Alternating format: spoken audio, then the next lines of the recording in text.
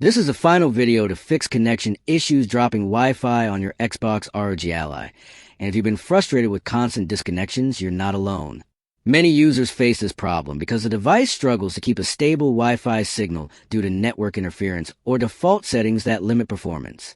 You might have tried other guides on YouTube or social media, but they often involve long, confusing steps that don't really work.